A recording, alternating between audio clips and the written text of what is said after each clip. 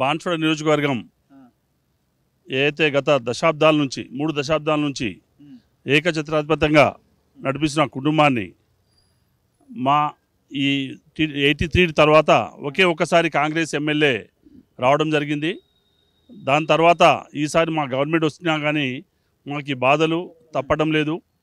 మేము గత పార్లమెంట్ ఎన్నికల్లో ఎప్పుడూ మాకు మైనస్ ఉండే ఈ నియోజకవర్గాన్ని మా ఇన్ఛార్జ్ ఏనుగు రవీంద్ర రెడ్డి గారి ఆధ్వర్యంలో వారి నాయకత్వంలో కష్టపడి రేయింబావులు కష్టపడి 23,000 మైనస్తో ఓడిపోయిన ఎమ్మెల్యే స్థానాన్ని మా పార్లమెంట్ పరిధిలోని మా బాన్స్వాడ నియోజకవర్గంలో 9,000 మెజార్టీ తీసుకొచ్చాము. అంటే 9,000 + 23,000 33,000 మెజార్టీని ప్రజలు మా యొక్క రేవంత్ రెడ్డి గారి ముఖ్యమంత్రి నాయకత్వంలో పనిచేస్తున్న ఈ ప్రభుత్వాన్ని ఆదరించి మా రవీంద్ర రెడ్డి గారి నాయకత్వంలో మా బాన్స్వాడ నియోజకవర్గంలో జరుగుతున్న అరాచకాన్ని ఆపేయడం వలన ప్రజలు మమ్మల్ని మొగ్గు చూపి మమ్మల్ని గెలిపించారు. మా పార్లమెంట్ పోచారంకి ఇవ్వలేదా మెజారిటీ? ఆయనకి ఎంత వచ్చిందో? తనకి 23,000 మెజార్టీతో గెలిస్తే ఈసారి మా పార్లమెంట్ సెగ్మెంట్ నుండి మా బాన్స్వాడ నియోజకవర్గంలో 21,000 మాత్రమే ఓట్లు వచ్చినాయి. బీఆర్ఎస్కి రావడమే 21,000, టోటల్ 21,000 వచ్చినాయి. పోయినసారి 23,000తో మెజార్టీ వాళ్ళు గెలిస్తే ఈసారి 21 మెజార్టీ మాత్రమే వచ్చింది. వాళ్ళ ఓట్లు 21,000 వచ్చినాయి.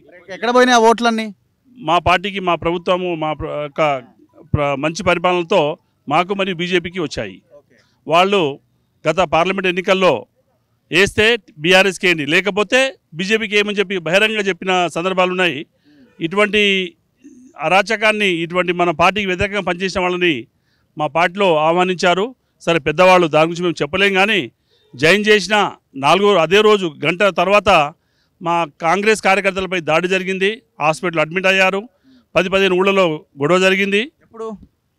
వాళ్ళు పోచారం గారు మా పార్టీలో జాయిన్ అయిన రోజే ఎవరిని కొట్టిరు? కాంగ్రెస్ కార్యకర్తలు కొట్టారు. ఎవరు కొట్టిరు? బీఆర్ఎస్ నాయకులు. ఈరోజు హాస్పిటల్లో ఉన్నారు వాళ్ళు. అంత లైవ్ ఉంది. పోచారం మనుషులా వాళ్ళు, లేకపోతే పోచారం మనుషులే. మాకు వాళ్ళ ఎంపీటీసీలు మన స్టేటస్ పెడుతున్నారు, ఖబర్దార్ కొడుకులారా మా పీబీఆర్ వచ్చారని, మా పోచారం వచ్చారని చెప్పి వాళ్ళు రకరకాలుగా మనం భయభ్రాంతులు చేస్తున్నారు.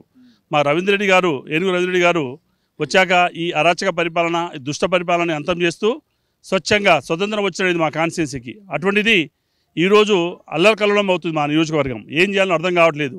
అంత సబ్దుగా ఉంది. చాలా విచారకరమైన విషయం, బాధాకరమైన విషయం ఇది. ఇప్పుడు మీరు సీనియర్ నాయకులే కదా, పోచారం కూడా చాలా సీనియర్ లీడరే కదా, మరి ఆయన వచ్చినప్పుడు మీ పార్టీ బలం కూడా పెరుగుతుంది కదా, అవకాశం లేదా? పార్టీ బలం పెరిగేటువంటి పరిస్థితులు దాటిపోయిన తర్వాత వచ్చింది.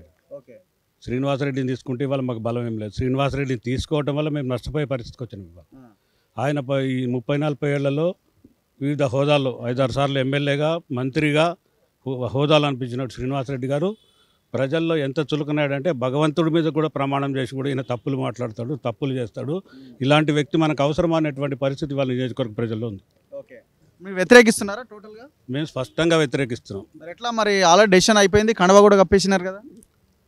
పార్టీ నిర్మాణంలో ఏనుగు రవీంద్ర రెడ్డి గారు ఓడిపోయిన తర్వాత బాన్స్వాడ నియోజకవర్గం జహీరాబాద్ పార్లమెంట్ కానీ, గతంలో ఉన్న నిజామాబాద్ పార్లమెంట్లో కానీ బాన్స్వాడ నాయకత్వం సరైనటువంటి నాయకత్వం లేదని మేము ఎన్నో సందర్భాల్లో పీసీసీ స్థాయిలో, ఏసీసీ స్థాయిలో చెప్పినప్పటికీ కూడా నిర్ణయాలలో కాంగ్రెస్ పార్టీ రాష్ట్ర నాయకత్వం కానీ, దేశ నాయకత్వం కానీ తప్పులు చేయడం వల్ల మా నియోజకవర్గంలో మేము 40 ఏళ్ల నుంచి కష్టాలు పడుతూ పార్టీని అంటిపెట్టుకుని పరిస్థితిని మెయింటైన్ చేసుకుంటూ వస్తే ఎన్నిసార్లు చెప్పినా శ్రీనివాసరెడ్డి గారు మనుషులు మాట్లాడేటువంటి భాష ఎటువంటిదంటే, మీ శాసనసభ్యుడిని, మీ శాసనసభ్యత్వం తీసుకునేటువంటి అభ్యర్థిని మా నాయకుడు నిర్ణయిస్తాడన్నటువంటి పరిస్థితిని మేము అధిగమించి ఏనుగు రవీంద్ర రెడ్డి గారు మొన్న అభ్యర్థం తీసుకున్న తర్వాత అప్పటి వరకు కూడా మేము ఎన్నో పర్యాయాలు పీసీసీ నాయకత్వానికి కూడా తెలియజేసి చెప్పినాం.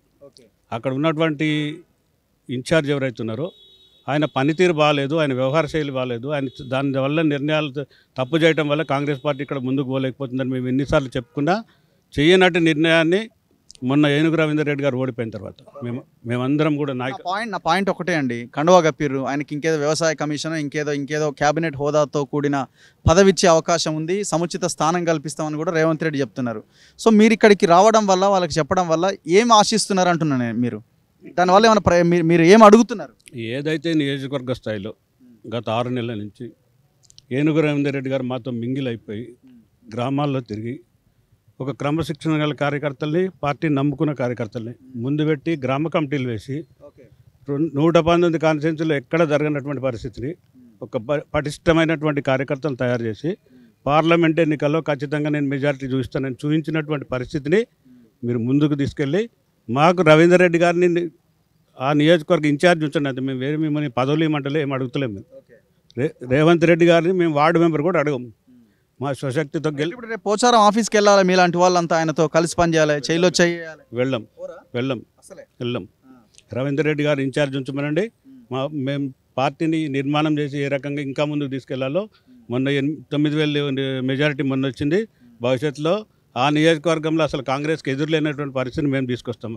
శ్రీనివాసరెడ్డి గారు అవసరం, మాకు 1% కూడా అవసరం లేదు.